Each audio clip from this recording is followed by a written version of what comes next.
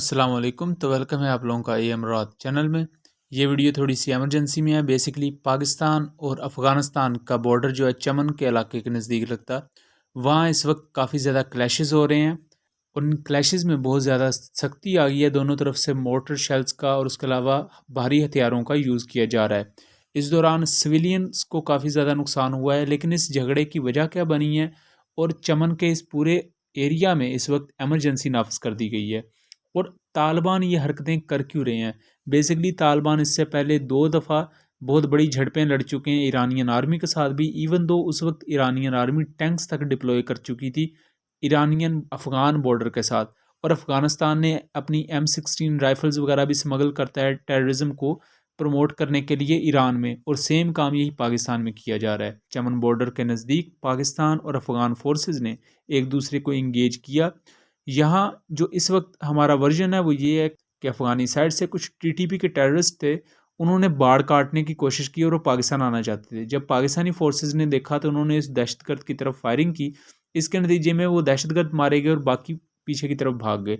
जबकि CTD ने आज के दिन दोबारा एक कार्रवाई की जिसमें कफ़ायत नामी एक दहशतगर्द मारा गया, और ये जो कार्रवाई थी वो कुलाची के एरिया में हुई। उसके अलावा कल के दिन यानी कि 10 दिसंबर को भी पाकिस्तान आर्म्ड फोर्सेस ने 4 TTP के दहशतगर्दों को जहन्नम वासिल किया था, और पिछले तकरीबन 4 से 5 दिनों में 50 से ज़्यादा जो TTP और BLA के दहशतगर्द हैं इन्हें ख़त्म किया जा चुका है।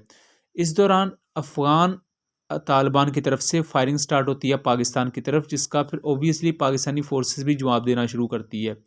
इस दौरान चमन चूँकि एक काफ़ी पॉपुलेटेड एरिया है, सो यहाँ सिविलियंस की कैजुअलिटीज़ बहुत हुई हैं पाकिस्तानी साइड से। अगर अभी तक की कैजुअलिटीज़ की बात की जाए तो पाकिस्तान की जवाबी कार्रवाई में 3 अफ़गान तालिबान मारे गए हैं, जबकि 15 से 25 के दरमियान ज़ख्मी हैं।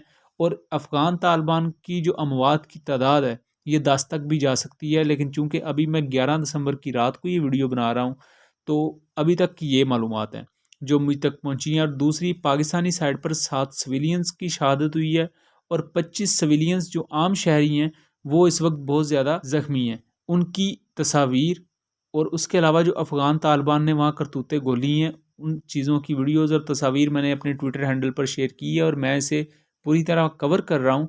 सो कुछ वजूहात की बुनियाद पर मैं उन्हें अपने यूट्यूब चैनल पर अपलोड नहीं कर सकता।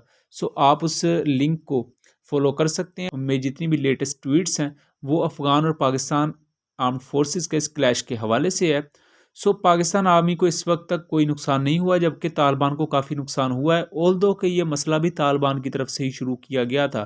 तालिबान ने जब देखा कि उनको काफ़ी ज़्यादा नुकसान हो चुका है तो उन्होंने रीइंफोर्समेंट वहाँ बुलानी शुरू कर दी है। वहाँ जो अमेरिका की तरफ से उन्हें कुछ आर्मर्ड पर्सनल व्हीकल्स उनके पास थी, उनके थ्रू उन्होंने काफ़ी ज़्यादा अपनी ट्रूप्स को डिप्लॉय किया हुआ है इस चमन के इलाके में।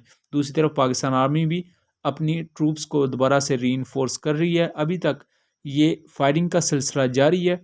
तालिबान ने जो मोटर शेल्स फायर किए पाकिस्तान के चमन के एरियाज़ में, वो पॉपुलेटेड एरियाज़ में वो रेजिडेंशियल बिल्डिंग्स पर गिरे हैं जहां लोग रहते हैं। इनमें से एक अगर आप ये देखें तो ये एक सिविलियन का घर था जहां मोटर गिरा और ये घर सारे का सारा तबाह हो गया। अब यहाँ सेम यही रीज़न है कि जैसे अफ़गान तालिबान ने फायरिंग की और उसमें सिविलियंस का नुकसान हुआ है, हमारे 7 लोग शहीद हुए हैं और वो सिविलियंस हैं, कोई फ़ौजी शहीद नहीं हुआ।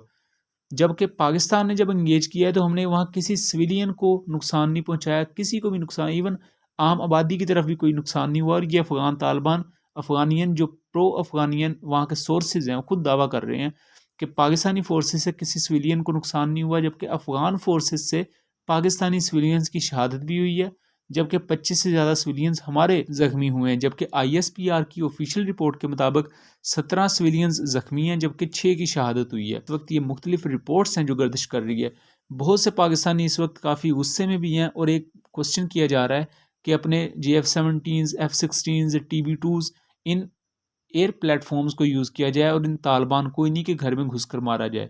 मैं इससे पहले माजी करीब में एक वीडियो बना चुका हूँ, उसमें मैंने बहुत डिटेल से बताया था कि हम एयर स्ट्राइक्स अभी उस तरह नहीं कर सकते, क्योंकि ये तालिबान पाकिस्तानी इलाकों में छुप कर आके हमला कर देते हैं। अगर ये वापस चले जाते हैं तो वहाँ अपनी फैमिलीज़ में जाके छुप जाते हैं। अगर हम तुर्की जैसा मॉडल अपनाएं कि तुर्की जैसे बॉम्बिंग करता है अंधाधुंध सीरिया में, तो हम भी जाके बॉम्बिंग तो कर सकते हैं, ये 2 दिन भी नहीं टिकेंगे। लेकिन उस बॉम्बिंग में ये दहशतगर्द तो मारे जाएंगे। लेकिन अपने ख़ानदान के पीछे जो ये छुपे होते हैं, वो बेचारा ख़ानदान भी इनकी करतूतों की वजह से बेमौत मारा जाएगा। तो उस चीज़ को हम रोकते हैं। अब अगर आज का ही आप वाक़या देखें तो पाकिस्तान आर्म्ड फोर्सेस ने किसी भी सिविलियन को नुकसान नहीं पहुँचाया, जबकि तालिबान ने जो फायरिंग की है उससे सिविलियंस की शहादत भी हुई है। जबकि दूसरी तरफ तालिबान ना सिर्फ पाकिस्तान में दहशतगर्दी की वजह बन रहे हैं, बल्कि ईरान में दहशतगर्दी की वजह बन रहे हैं। जैशुल अदल जैसी तंजीमें और जैसी दूसरी कई प्रॉक्सीज़ हैं जिनको ईरानियन फोर्सेस के ख़िलाफ़ यूज़ किया जा रहा है, और ईरान इस पर बहुत ज़्यादा गुस्सा भी है। इस साल में 2 दफ़ा ईरानियन और अफ़गानी ट्रूप्स एक दूसरे के आमने सामने आ चुकी हैं। तब भी काफ़ी फायरिंग का तबादला हुआ था, मोर्टर्स वगैरह फायर किए गए थे, ईरान ने अपने टैंक्स तक को डिप्लॉय कर दिया था।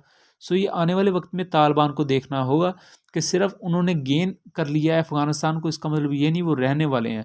क्योंकि इससे पहले अगर वो अमेरिका के ख़िलाफ़ लड़के आए थे तो अमेरिका का तो उन्होंने नुकसान किया ही नहीं था।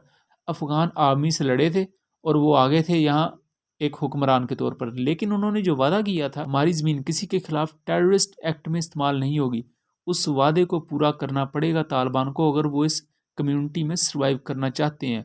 वगरना अगर वो अपनी इन हरकतों को जारी रखेंगे तो ऑब्वियसली पाकिस्तान, ईरान, ताजिकिस्तान जो मुल्क इनसे मुतासर हो रहे हैं अफ़गान तालिबान से, उन्हें फिर कुछ सोचना पड़ेगा। और हो सकता है अगर वो एयर स्ट्राइक्स की तरफ गए तो एयर स्ट्राइक को अफ़गान तालिबान नहीं रोक सकते, ये एक फैक्चुअल बात है। और ये कब तक फिर बचेगा और ये कब तक चीज़ें चलेंगी और इनसे कितना नुकसान होगा, ये हमारी सोच से भी बियॉन्ड है। उम्मीद करता हूँ चीज़ें क्लियर रही होंगी। मिलेंगे अगली वीडियो में, तब तक के लिए अल्लाह हाफ़िज़।